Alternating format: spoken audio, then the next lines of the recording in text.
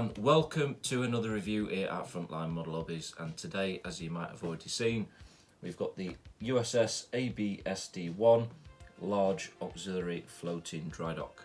And I must admit, I've been waiting for something like this in this scale to come out, and Takom, I've finally done it. So I'm going to stop talking, let's have a look inside the box. Okay, box art. Very quickly on this, you've got all the weathering on there that looks amazing. I mean, if mine turns out as half as good as that, I'll be happy. But also you've got the ship coming in there. Would have been nice to have the ship inside, but there again, you want to see what you get, to be honest with you. And as you can see, you get photo etched, and it's quite a monster. So, enough said, let's have a look inside. So, what we have is, I must admit, some quite decent amount of photo etched there, instruction booklet, and then I must admit I weighed all this probably yesterday and it came out at 1.7 kilograms, something like that. But you've got all the floats there, and then you've got the end pieces and two spare sprues, well, two sprues there. You've got duplicate sprues in this one, must admit quite a few going in there, and this one is quite heavy and they're all duplicates in this one. So if you bear with me 2 seconds, I'll drag the camera in and I will show you what's what. Alrighty then, instructions. I'm not going to go too much in depth into this one, so we'll just kind of gloss over this as not as quick as possible, but either way. So front main page, you've got a bit of blurb there, and you've got the what it will look like when it's complete, so that's quite nice. Not going to talk about that side, but as you can see from the sprue callouts, you don't get many sprues, but you do get a lot of duplicates. As you can see, the times 10, times 10, times 2, times 10 for the floats. You get a nice array of photo etched and the decal sheet, so nice inclusion there. And then it's straight over to the build. Now step 1 and 2 is obviously putting the side walls together and all the bits and bobs and the machine guns and everything. So as you can see, you've got to make 20 of them. And then moving over, step 3 and 4, you're putting the floats together with a bit of photo etch there, a few bits and bobs, and then putting the side walls together. And then this step, I'm guessing, is showing you how it all goes together. You've got A and B from the previous. And then step 6, page 6, which is how it will run from now on, is putting all the bit together. So you're putting it all together, which will look splendid. And then from here on now, you're just putting all the photo etched and all the little tiny parts on there as you're going on. So all the ladders and everything, and the stairwells, and just literally everything. So you're putting all these little photo etched boxes along the top. Again, a lot more photo etched. And then you start putting the crane, or the main crane system. So you've got to make 2 of these. So it comprises both plastic and photo etched parts. I'm guessing you don't get any of them wires, so you're going to have to sort of fashion that yourself. You're putting all the crane systems on and everything. As you can see there, you've got to build them. And then you're just putting the 2 outer cranes there. So as you can see, it doesn't look like there's a lot going on, but there is a lot of duplication here, so it might be a bit mind-numbing. But either way, we'll gloss over that. And then finally, you've got the actual paint call-out guide there with MIG ammo. And also, you've got the weathering sets from the ammo product line. And there we have it. That is the instructions.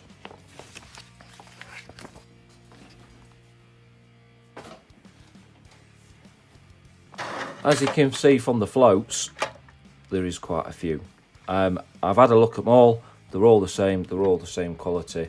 You can't go wrong with them. So I'm just going to pick one and show you that one. So on the inside, you've got it stamped Takom and the date and the part number. The plastic is very thick, so there's no playing that whatsoever. It's very stiff.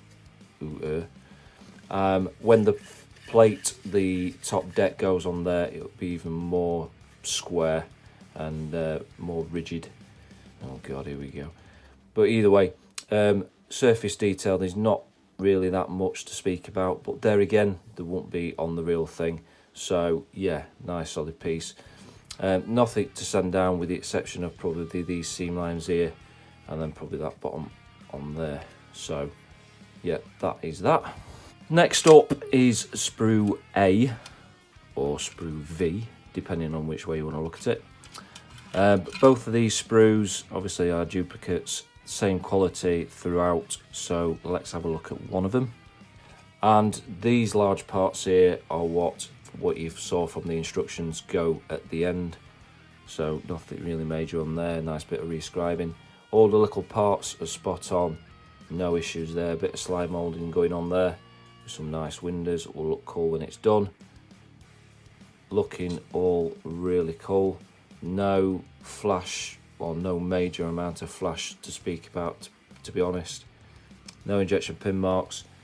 These bits here, which are for the crane system, and you've got the rollers on the bottom, looks absolutely spot on. And on the opposite side, again, there's no injection pin marks. So they've actually put them in areas where they think that it's going to be not seen, and obviously where you don't want it to be seen, there's nothing there. Obviously there'll be seam lines around there you'll have to clean up, but either way, that sprue looks cool. So yeah. Next on to Sprue C, which I must admit there is quite a few there. So there's times 10. Again, the quality is same throughout, so we'll have a look at one of them. And on this sprue, you've got all the end pieces, so you'll have, they're all the same numbered, so it's 1 each, or 2 each, shall I say, for each of the sidewall pieces. And then you've got all the tiny little detail throughout. It all looks spot on. There's no flash, no issues there. The sprue gates might be a bit big, but either way, it does look cool. And I'm hoping these bits here are for what the ship sits on, so they'll be all out of wood. If not, then you'll have to make your own. But like I said, a lot of clean up and a lot of repetition basically. But either way, that sprue's cool. And one final thing is, obviously you've got to cut them off, but they're going to be seen inside, so you're not going to, well, they're going to be inside, you're not going to see them. God. Next up is Sprue D, which you can see you get quite a lot of these. There's 10. So the quality is the same all the way through, so we'll just have a look at one of them. So with this being a flat sprue, like I said, it's very easy to mould in a fashion, especially the detail anyway. But it's very hard to keep it with a kit this big to stop it warping. But the plastic is quite thick, so that should help it out a lot. On the back, you have got a lot of injection pin marks, but again, it's all box sections, so you're not going to see any of that. And one thing about this sprue is obviously the detail. So I must admit, Takom have managed to get all the detail out on this kit, and as you can see, it's absolutely amazing, especially all that pipe work. And you can imagine when you've given it, well, when you've painted it and you started to do your washers and your streaking effects, especially with some rust, and obviously all this stitch work here where the box sections will go on there, and you do see the outer section of that. I must admit, it does look amazing, and it is the same throughout. It would be quite interesting to know whether if all this fits together and there's no gaps, because yes, I know it's a box section and it should be easy to go together, but it would be a nightmare if there is a gap all the way around everything, because all the detail goes to the end. But I'll show you that in a minute. So that is all the sprues. Last and but not least, you've got the photo etched, which is shining like a good one. And obviously you've got this film protection, which sometimes I like and sometimes I hate, because when you peel it off, you kind of distort all the detail and this and the other, so you have to be careful on that one. So you've got 5 frets of PE. I'm not going to massively look at each one, but as you can see, you've got all the railings, all the ladders, so you've got a myriad amount of them. You've got even more railings and just all the fine details going through. You've got all the boxes that will sit on the top, so all the command boxes, I'm guessing, and everything else. You've got all the crane detail there, which I must admit is very, very thin. And actually, the PE is very thin, as you can see. So it is going to be a bit of a fun job. If you like doing PE, then this is the kit for you. If you don't, then steer clear. Finally, we've got one of probably the smallest decal sheet for the size of the kit, but either way, it's letters and numbers, so you can't go far wrong. It looks all right, so yeah, it's a decal sheet. Okay, so lastly, what I've done is I've put some of the deck pieces down. Fuck off, start that again. Finally, what I've done is I've put some of the floats together, so it's just two pieces, the deck piece and the float section. And as you can see, there's no gap going all the way around. One thing I have found though is that it doesn't quite fit in. You have to push it in, but if you push this in, then this will come out, and vice versa. So you do have to struggle to get it in, but when you do, it does actually fit, which is quite nice. Again, for the box sections, these do fit. You have got, from what I've found, that one isn't. One of these has actually got some gaps there, so you might see just there's a gap running all the way down there. So what I found was that if you glue, and there's a tab on the bottom piece, now if you glue that to, I think it's that piece, you glue the bottom to that piece first, and then you glue the two side walls in, but do not glue them to the base, because you can see you get a gap on one side.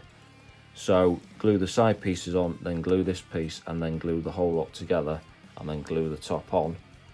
You should be fine, and you shouldn't have many gaps, and it actually does fit on there really quite well. And there's only one way it can go on. It's like a bit like a tongue and groove, and basically it goes on like that. So it does look quite impressive when it's all together, looking something like that. So you'll have your ship in the middle, or you can just have it bare. There we have it. That is the review for this kit. So I just want to say thank you for watching, and I will see you again very soon. Cheerio.